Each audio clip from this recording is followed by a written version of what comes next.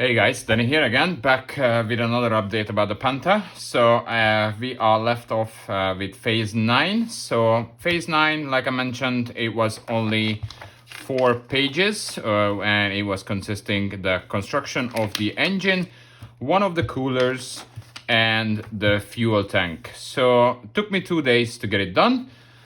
It went together pretty quick and easy, nothing really special I can mention. So here is how it looks like. It's really coming together nicely. The only thing I would say is that, as you can see on the picture here, this is how much you see from the engine. So as I mentioned in the beginning of this series, that I don't think that the pictures are enough. And as you can see, you don't really see too much from the engine, you know, what color should be the pipes and all these kind of things. So yeah, I think it's lacking information. However, as I mentioned in the beginning, I do have a Tocom King Tiger. So the engine is quite similar to the Panther engine. So I got these two picture over here, which is obviously, as you can see, it gives you multiple colors and not just like one color, as you can see it in here. So it looks a little bit different, isn't it? So you see much more, you know, old rust and white and aluminum and you know, brown and all these colors. So yeah, so you can really, if you have this picture or if you can look up this picture on the internet, then you can really enhance the look of this engine, because like I said, this picture is just not giving you enough information. So yeah, so I followed the King Tiger picture and managed to complete the engine and the painting, and I think it looks really cool. Well, not much you can see of it because it's kind of, whole thing is covered, only from this side you will be able to see it. So yeah, there's one thing which it was a little bit of a problem. Again, the engine didn't really go down fully, so had to be a little bit chopped off from the bottom to be able to push it down into level. Another thing, on the back of the engine there is these two pipes, the orange ones, and they're supposed to come out from the back of the engine, as you can see, and it goes all the way up there, but it just didn't really fit properly, so I had to come all the way down to the bottom, had to push it down all the way down to the bottom to be able to put it in place to connect it to the cooler. But yeah, besides that, everything went smooth and it was an easy build. Like I said, fuel tank, cooler, and the engine. There's a couple of little metal wires needed to be bent and placed in here, so that was the extra bit to do. I think there was only like one photo etch part. So yeah, it looks really nice. I'm very happy with the way it looks. So let me just put it together and then I'll show you guys the progress.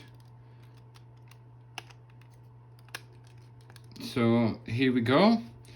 So once you assemble it, then you will have a clear visual on the side of the engine. So it looks really cool. There's one thing I realized once I assembled this whole thing, that if you turn the tank around, here we go again, the 2 millimeter of a problem. So in some places you will be able to like push it together. However, in the middle where the shells are placed, the shells are just too high. So you are not able to put the top into the right place and then glue it, make that little gap disappear there, because it's too high. So probably I have to remove the top two shells in order to be able to put the top on properly.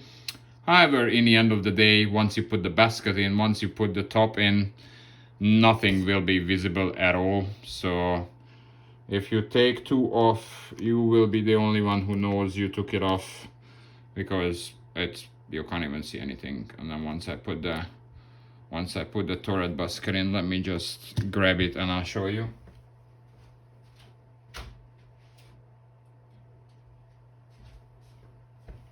Yeah, so here it is. So once you put the basket in, and then the turret on top, you will not gonna see a single thing, not even from the side. So yeah, if you remove 2 shells, it will not be the end of the world, but you definitely have to remove it because this gap has to go.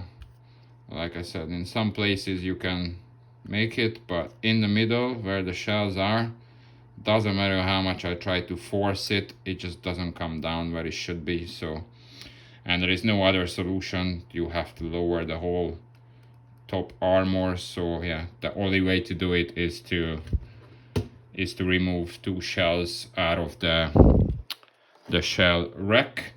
So yeah, so this is it. This was phase 9. Like I said, we're really coming close to the end. So the next phase will be phase 10, and it is only 2 pages. It's only this page and this page. So it's basically the construction of the back of the tank, because we have not assembled that as well so yet. So let's see, this is the panel that we're gonna build. That's gonna be phase 10, and after that it's only 2 pages. There's a 3rd page here which gives you the option. If you're building a 9044 version, you have to use this one. If you're building a 45, you have to use this one. So it is only 2 pages, 2 page. So it's gonna be like maybe a work, maybe 1 day work probably, and then it will be done. And then we're gonna move on later on to phase 11 or 10. I'm kind of confused with these phases now. Anyway, so phase 11, it will be the wheels, and phase 12 will be the tracks, and that will be the end of it. So we are currently at page 41 out of 52. So really nicely coming to an end. And today is the 16th of the month. So today is the day when I have started exactly 1 month ago. So I would say definitely in the following week it will get completed. So yes, that's all for today, guys. Thank you again for watching. I hope you guys like the model, and I hope you guys like the videos and the progress. And yeah, I'll try to give you as much information as possible so you'll know what to look out for. So that's all for now. Thanks again, guys, and have a lovely evening. Bye bye.